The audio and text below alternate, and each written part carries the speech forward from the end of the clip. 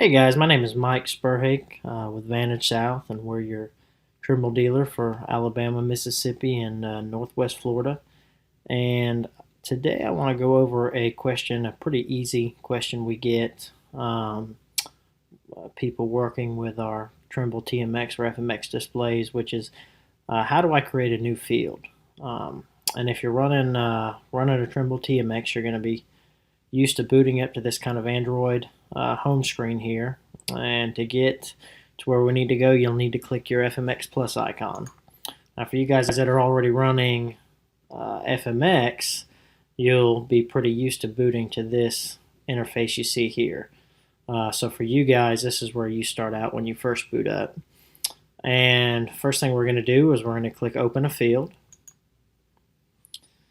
And after we've checked that we've got the right implement set, we'll hit OK. And as you can see, just for this test, we don't have anything preset. I just went ahead and threw test in each one. What you're going to want to do is, if you want to start fresh, if you need a new field, especially if you've got a screen out of the box, you're going to need to start with your client if you don't already have one. So we'll just go ahead and click New. And we'll just go ahead and clear, and we'll do VS test just to give us something different here.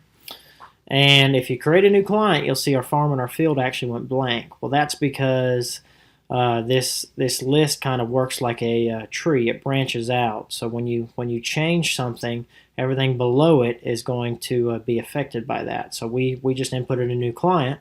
Well, this is a brand new one, so we don't have any farms or fields in this client. So we're going to go ahead and go down to our farm. We're going to click New. We'll do the same thing.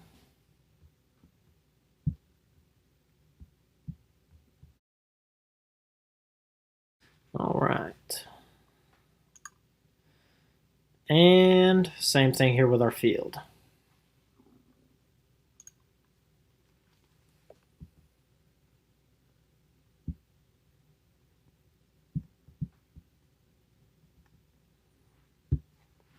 All right, so one thing to keep in mind, like I said, these do kind of branch out into each other. So, a lot of guys will leave their client the same. Maybe their entire operation will use the same client, and maybe they'll just have multiple farms and fields in those farms.